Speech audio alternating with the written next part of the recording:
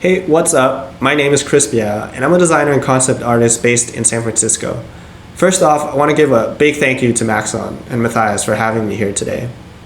I've been working in the motion design industry for the past 15 years, and I've been really fortunate to have worked on a wide variety of different projects, which have allowed me to explore a variety of different styles and techniques throughout the years.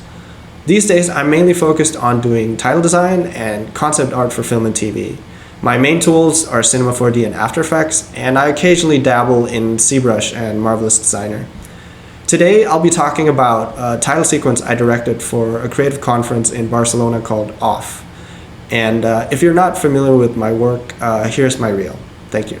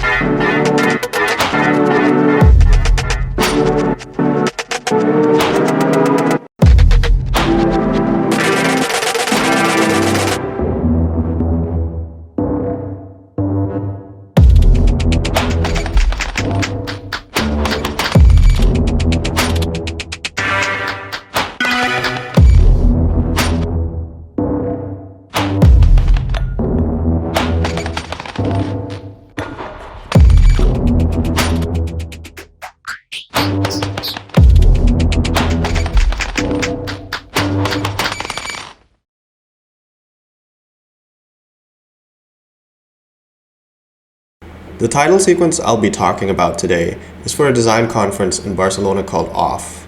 Off is one of the largest design conferences in the world, where creatives from all walks of life come to reset and get inspired. I tried to honor the spirit of the conference by creating a narrative around resetting and starting over. This narrative also examines the creative struggle and the challenges we face as creatives, and how we sometimes have to endure hardship in order to evolve as artists.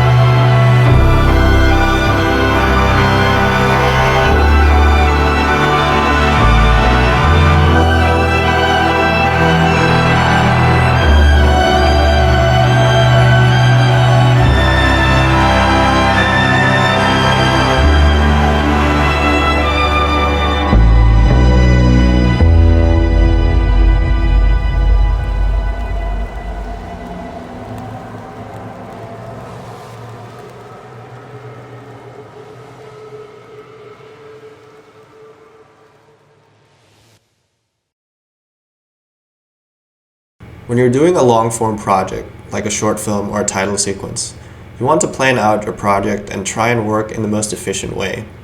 Often creating a scene or an environment can take a long time, and in the meantime, while you're crafting your narrative, you want to make sure that all the effort is going to serve your story. That is why when I'm working on a longer project, I always try to block out my scenes and reduce the elements in my shots to the most basic shapes. That allows me to quickly iterate on my animatic and swap shots, while I can still work on my detailed style frames in tandem with this process. At first, I'll go over a few of the references that inform the visual language of this piece, and I will then talk a little about how the scenes were structured and the thought process that went into making them. An overall aesthetic I wanted to create for the piece was to have elements and environments that were rooted in the real world, but that would also have a natural sci-fi element to them, or would look somewhat otherworldly. One of those things to me are electrical poles and cell towers. You see them everywhere and they're bombarded with wires. They are old and they're patched up, and we just keep adding things to them as time goes on. They're this perfect representation of these pillars of our society that we can't live without. They often look old and weathered, and they're a great representation of something transitioning from something old to something new.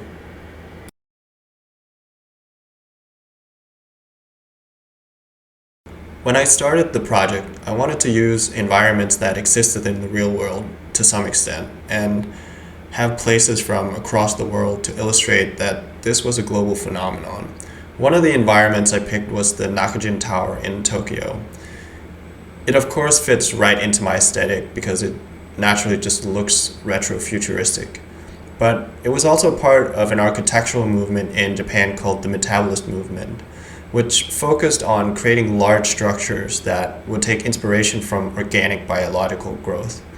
That's why the capsule hotel, as it's known, consists of all these modular pods that all become this greater structure.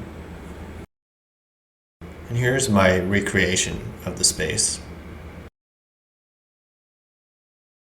Along with the theme of organic growth, I wanted to infuse the narrative with symbolism about rebirth. In ancient Egypt, the beetle was a symbol of immortality and resurrection, because of its ability to undergo metamorphosis several times throughout its lifespan. Another environment I wanted to include is based on a place called Kolmatskop. It's a ghost town in Namibia where the houses are covered in sand. Many famous photos have been taken there, and you might have seen it in the movie Samsara. The houses covered in sand instantly conveys decay and also strongly communicates the passage of time. It is referred to as the Forbidden Zone. I wanted to use this place because both the name and its physical appearance is very reminiscent of one of my favorite films, which is Andrei Tarkovsky's film Stalker from 1979. The movie is about three men venturing into a hidden place called the Zone, where there is said to be a place where all your dreams will come true. The journey to this place is long and dangerous, and when they finally arrive, they're afraid to enter. The movie is largely about people finding hope in a miserable and impoverished world where all hope seems lost. The movie is very ambiguous, but one takeaway is largely that the journey is often more enlightening than the destination itself. The final set piece in the titles is of the Eixample district in Barcelona. When I saw the new off logo rebrand, I immediately was reminded of the district. And the district from above looks pretty much like a giant grid of squares with chamfered corners. The name means expansion district, and when you look at it from above, it has a resemblance much like the Maxon Tower, that in the sense it's made out of identical modules that create a giant grid pattern.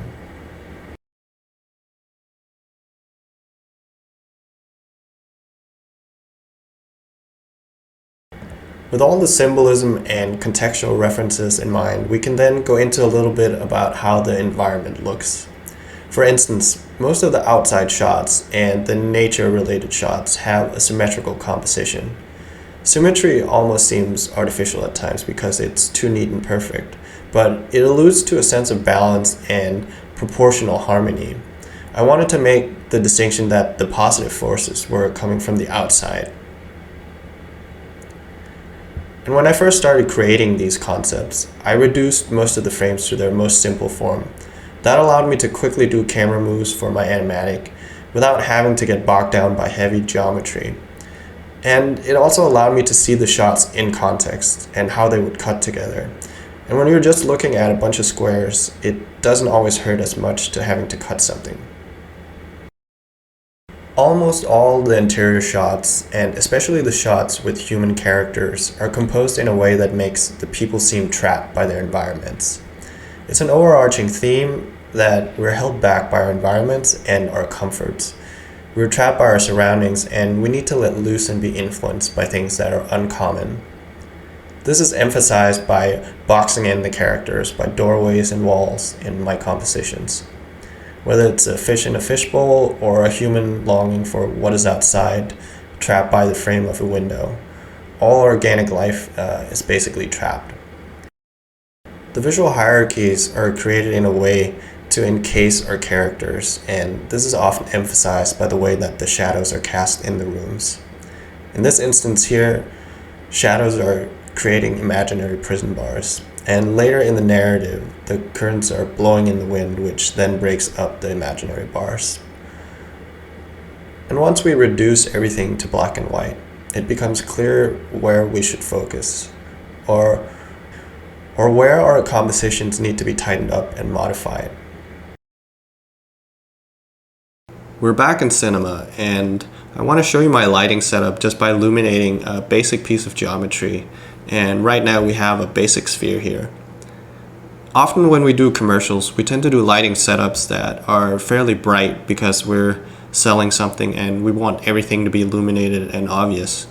And sometimes hyper-real even, where every crevice and edge is bright and sparkly. But for my lighting in general, I tend to like lighting that's a bit more naturalistic. And that's why I often use the daylight. And the daylight basically mimics the way that the sun works. And by default, we have a blue sky and an orange sun. And I tend to like my sun a little brighter, so I'll just make it a bit more yellow, and I'll make the sky completely dark. And if you're using a background or an HDRI, you can check off this box called Make Sky Texture. It will basically turn off the background. And because this light is mimicking the sun, you can basically turn it 360 degrees around your object. And if you set the X and Y coordinates to 180, your sun will basically be right in front of your object and illuminate it straight on.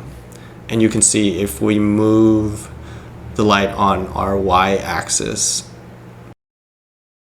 the shadow will move accordingly, and same on the X-axis. And here you can see the sun actually crossing frame. And what I like about this type of lighting is that the shadows are easy to control, and they're generally very sharp by default. So by default, our sun size is set to 1. And if we increase that size or that number, you can see the shadow becomes more gradiated and has more of a fall off. So if we have a smaller number, our shadow becomes sharper that way. And what's really interesting too is that depending on what geometry you have in your scene, you can create some really interesting interactions between your models and create shadows that create negative space across your models, and that creates some really interesting interplay and creates lots of room for interesting experimentation.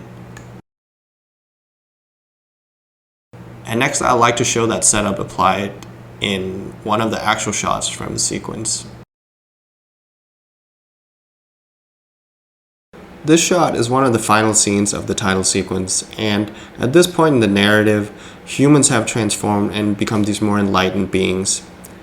And in our scene here, we have our basic daylight again, and we have an area light as well. And the area light is basically just right above her, and it's set to a very low value. So all it's doing is just breaking through the shadows a little bit and showing a little bit of the skin detail. I like that the shadows are really sharp, and it's also basically putting half of her face and body in darkness. And again, if we go in and change our X values, you can either cover her entire face in darkness, or you can make it all bright if that's to your liking. I like it to be half in darkness because that plays into our narrative as well, because the shadow symbolizes that things are still in the dark and in flux, and the future is basically unknown, and it creates this nice duality in the frame.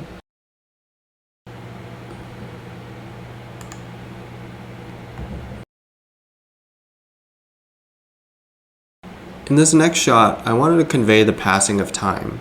We often associate flowers with growth, and we think about blooming flowers in springtimes and new beginnings. So in this shot, I wanted to animate the light in order to have the shadows move across the surface of the model. And in our scene, we have a basic daylight here, and because the flower is symmetrical, I have the X coordinates of the light set to 180. And you can see if we move across the X-axis, the shadow breaks up this nice symmetry. But what's really interesting is the patterns that we're creating on the petals, because our geometry is so intricate. So we're going to set that back to 180. And what I have happen in this scene is across the timeline, if we go to the end here, we're animating the light over the y-axis, and we can see that the shadows have moved all the way down the petals, and we get all these nice patterns here. And because the scene is a little heavy, it's going to be a little hard to scrub through, but if we rotate the light, you can see how it would be moving basically. And I like the interplay that's happening here, and it's really interesting just depending on what you have in your scene, like what type of shapes you can create with your shadows just by having intricate geometry in here. And next we're going to take a look at another scene where that really comes into play as well.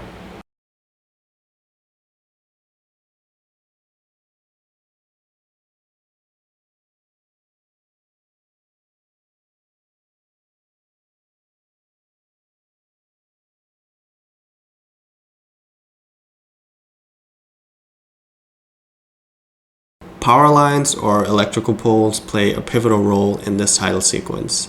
To me, they represent these pillars of our society which so much relies upon. In this scene, again, I have a daylight which I'm animating over the course of the timeline. And if we scrub through, and as we're scrubbing through the timeline, you can see that because the model is so intricate and because there's so much parallax and objects that are overlapping, we're getting some really interesting shadows moving across the model. And another thing that's happening simultaneously is we are doing a dolly zoom. So we're animating the focal length of the camera. So we're starting out with a 36 millimeter and ending up with a 20, which is a much wider lens. And what happens is that it's elongating the model because we're pushing in while we're making the focal length wider. And this is also referred to as the vertigo effect sometimes. We see it in films often when a director wants to create a heightened sense of reality, and that's exactly what we want to do here too. We want to allude to that things are changing around us, and it's creating this surreal atmosphere. The characters in the narrative are going through a metamorphosis and evolving into a new kind of being. The patterns that are emerging on their skin are referencing the Rorschach test patterns, and they're emphasizing that these new evolved beings have a more heightened sense of emotional awareness. The way these animated textures are created in Cinema 4D is fairly simple, and I basically created this noise pattern which has then been applied to a flat plane, and we're just going to render that out flat, and then we'll manipulate that in After Effects later. And I've created a black and white version which we're going to use for our bump map, and then there's a color version which we're going to use for our diffuse pass. And the way that it's created is a little different. Instead of just using a standard noise, I decided to create my own just to have a little bit more control over the contrast values. And the way that that is done is with layers. And layers works a little bit like in Photoshop, for instance, where you have your overlay modes, you have transparency as well. But the way that this is set up is I created this stripe pattern as a base, which is just made from a noise pattern which is squeezed on the x-axis and then stretched way up on the y-axis. And the reason for doing that instead of just using a normal stripe pattern is just to have a little bit more irregularity. And then on top of that, I created a gradient just to create more contrast in certain areas. And I have that on multiply here. And then finally, I distorted that with a standard noise to sort of bring it all together. And let me just take you through step by step how this is done. So we're just gonna create a new material. And in texture, we're gonna choose layer. And here you have a bunch of different options. You can load an image if you like. You got all the sort of standard effects you have in Cinema. In effects, there's a lot of similar effects as in Photoshop that are more to treat, images, such like posterize, hue, saturation, brightness, contrast, gamma. But we're just going to choose a noise pattern to create our base layer.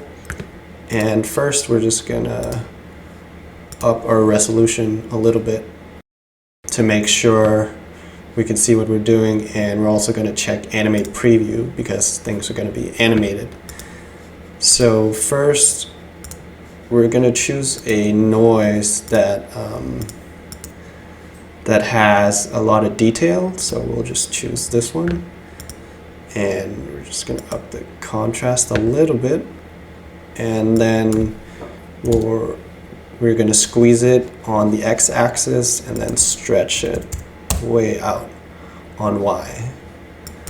Maybe not this much, but we can see now we're getting fairly irregular values, which I like. And then to save us a little bit of time, we're just going to copy this gradient here because it takes a little bit of time to create, and we're just going to paste that on top.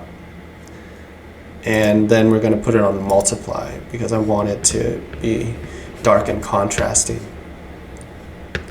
And then finally, we're going to add this distortion effect. You can see it instantly gets distorted as we apply a noise. And I'm going to choose, we have all our standard noises here, and I'm going to choose fire. Let's see if we scrub through it. You can see that it's animating. If we scale down the noise scale, we are going to stretch out the pattern a bit. And if we then increase the strength of the noise, we're going to get more detail. And octaves will control, again, like how detailed the distortion is. So if it's a low number, things will be fairly smooth and round. And if we increase that number, it will sort of get very detailed and distorted. And by default, timescale is set to 100. So timescale controls, we're just going to decrease the resolution a little bit just so we can see what we're doing. But so by default, timescale is set to 100. And timescale controls the speed of our animated pattern. So if we set it to a lower number, our animation is going to be a lot more chill. Maybe a little too chill. But basically that's how it's made. And if we just up our resolution once again, we can see all the detail that we're getting.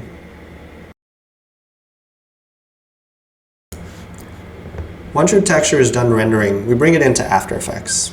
And this is what your final render looks like animating.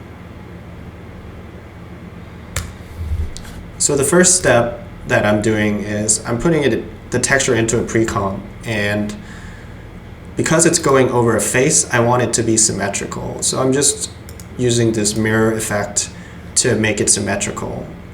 And the next step that I'm doing is I'm using an identical version, but the black and white version. And I'm going to use that as a lumimat to keep parts of the color version out. And it's just so we get some transparent areas so the texture isn't completely solid all the way through. And if we just change our background here, we can see what that looks like basically. And just before the final step, I've created this other lumimat, which is going to be our reveal. And it basically just consists of these pieces of ink footage that are then combined to this big texture.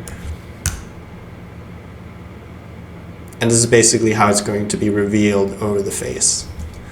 And with all these combined, this is what our animation looks like. And because we keyed our original color version through the black and white version, we can see we have these nice transparent areas here where the texture isn't completely solid. And we can see how the ink bleeds are sort of nicely dispersing the animation over our face texture.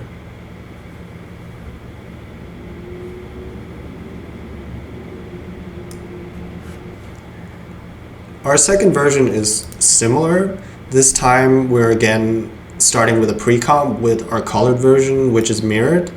And to accompany it, we've created another black and white version, which we're going to use as a lumimat. But what's slightly different this time is that we positioned and rotated the texture a bit so these two versions don't fully align. And here, where we have the two textures, where we're using the black and white version as an inverted lumi key, because they're not completely aligned, once we key through it, we get these nice pops of color, and it makes it a bit more varied, the pattern, which is pretty interesting. And once we go to our final comp, where I've applied this texture, I put it on add and screen mode to make it pretty light and transparent, we get these nice pops of color. And this is what it looks like animating.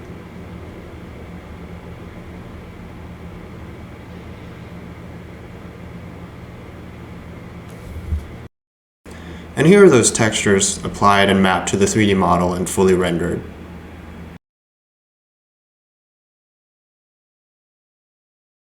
In the final stage of the title sequence, humans and organic life are going through a metamorphosis. They're transforming into a new, more evolved being, but the process itself is quite gruesome. This is supposed to reflect on the creative process in general, and that our creations often have to go through ugly stages before they become beautiful.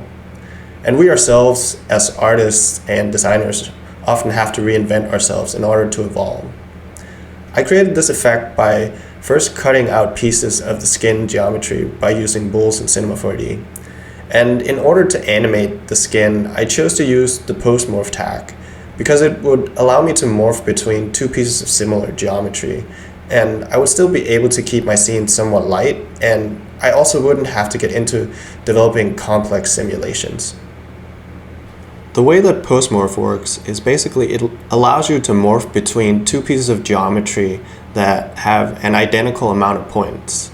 So if we take a cube here, for instance, and we're just going to make it editable, and if we duplicate that, then this second cube here, we're going to change up slightly, just so it has a slightly different shape than our original cube.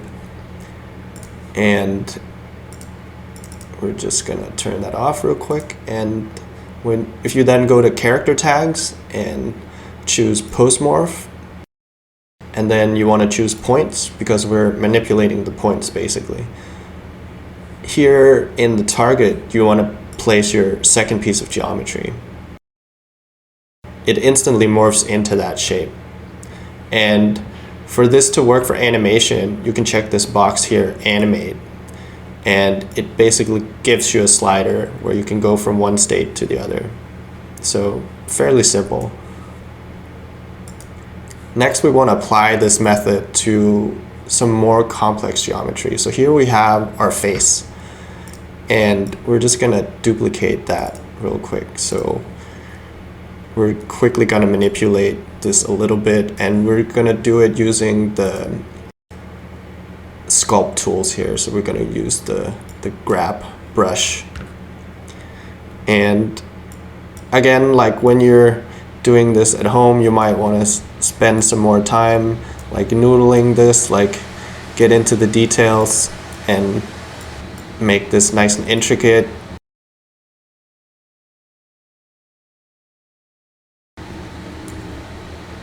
But we're just going to do it fairly quickly just to show how the effect works.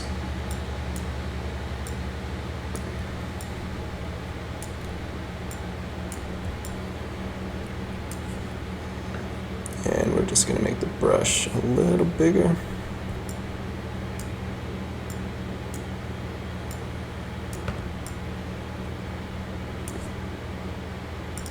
Okay, so now we have two different stages of the same piece of geometry, and we're just going to turn this one off. So we're going to apply our post-morph tag now. And we're going to choose points, and then apply our target geometry. And if we hit animate here, you can see now we can quick and seamlessly morph between these two pieces of geometry.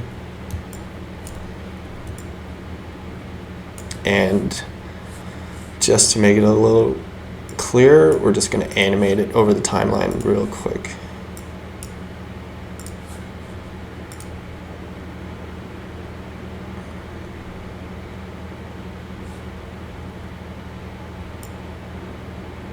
So you can see that's a fairly seamless process. And often if you're doing titles or shots that have minimal motion, but you just want a little bit so things aren't just static or just a stock model like lingering in the middle of your scene, you want a little bit of motion. This is a good way to do that. That's fairly economical. And here we have this inside cloth NURB just to give it a little bit of thickness, and then a subdivision surface just to smooth it out a little bit. And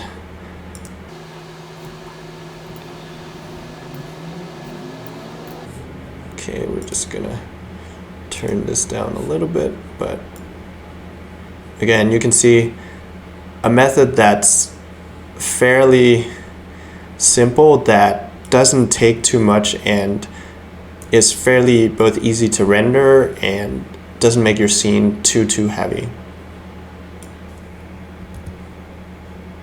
Another part of this shot that I decided to animate with the postmorph tag are these liquid tendrils. I made them in X particles, but I quickly realized that complex particle and liquid simulation isn't my forte. Animating them with the postmorph tag would be a much more forgiving way, and since my scenes were rather long and slow, it would be more forgiving to do it this fashion. Let's go back into Cinema. Here in Cinema, we have our X particle setup used to create the liquid tendrils. And we're just going to play real quick so you can see what it looks like.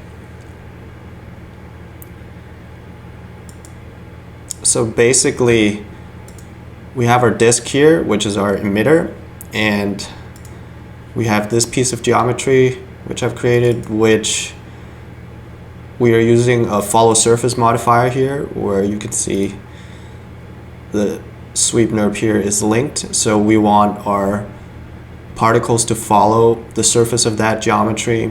We have trails on our particles to create the tendrils. And we then have a branch modifier to create branches along these trails, just so they're not uniform strings. And you can sort of play it out and see how big or small you want it to be. And I think this is fine for our purpose here. And the Skinner here, which is then creating the final geometry for all our different particle elements. So if we then do current state to object on the Skinner geometry here, we're creating a solid piece of geometry. We can then take that geometry and let's just copy it into a new file here. And for this exercise, we're just going to duplicate it a bit because we want to show that we can combine multiple pieces.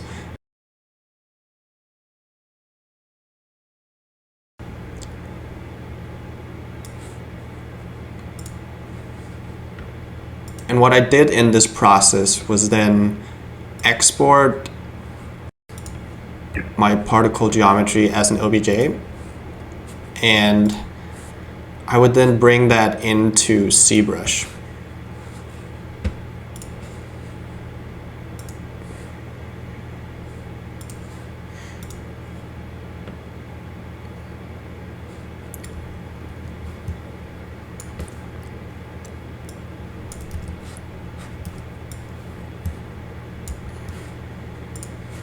So ZBrush has these two really useful functions, and one is called Dynamesh.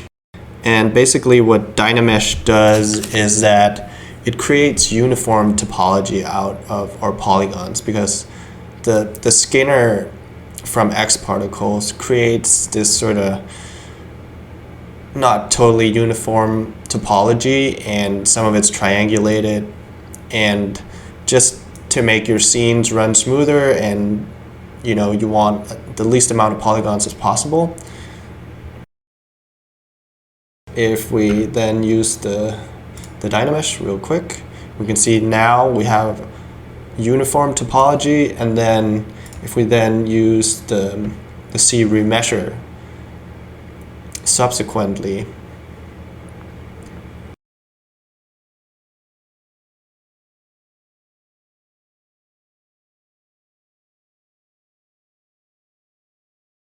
the C remesher then makes everything into nice and smooth polygons. So you can see the step here.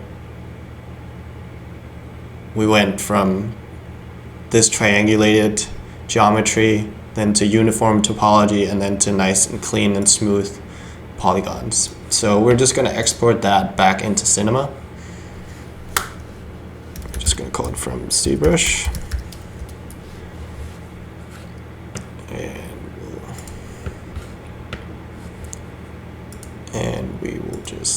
say merge object and let's see from ZBrush. And we want it to be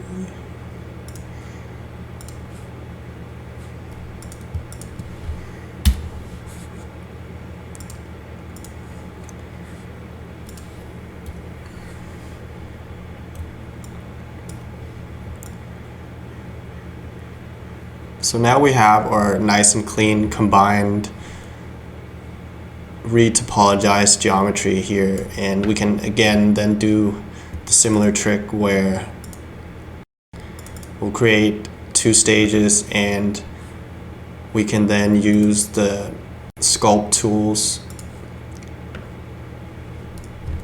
to deform our geometry.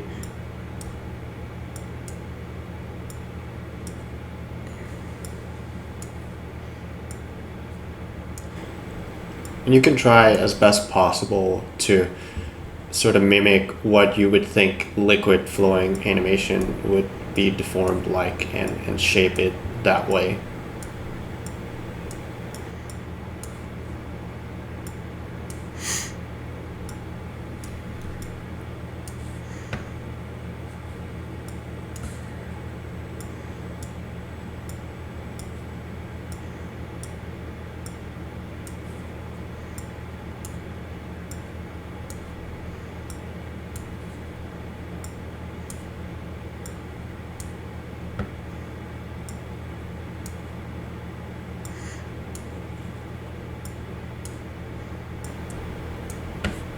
And once you feel like your deformed geometry is at a good point, you then add the post-morph tag again, and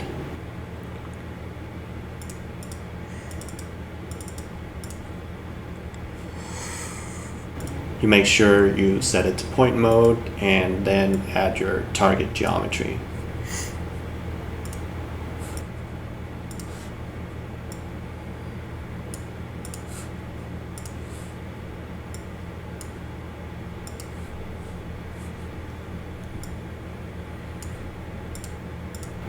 And we just created a quick liquid animation in a matter of minutes now. So if you spend more time on it and make it more refined, you can see how powerful this method can be.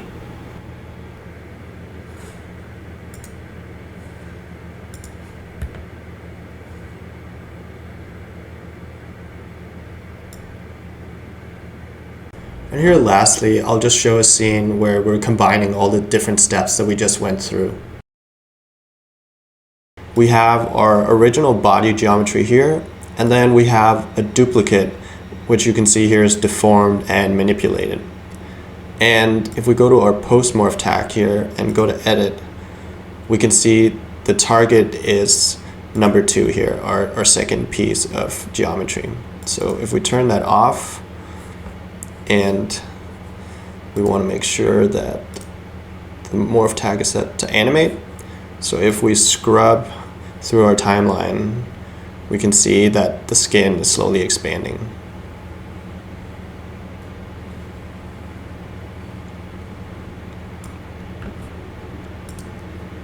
Here is another file that's a little bit further along, and here I have 3 pieces of liquid strands that I've created in XParticles, and then I've duplicated those and then distorted and deformed those to create the second stages.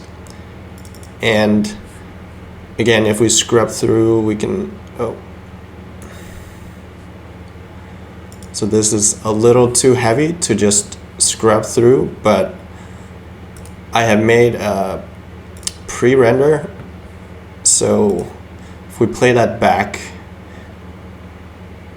you can see how that's moving. And again, the reason for doing this is that it's a more economical way of making a complex particle animation instead of having to cache millions of particles.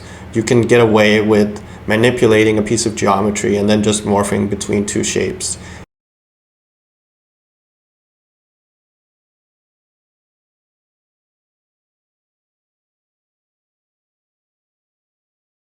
here's the final rendered version of that shot. Thank you so much for tuning in today, and big thank you to Maxon and Matthias and Heather. If you want to find me elsewhere, here are my links. Thank you so much.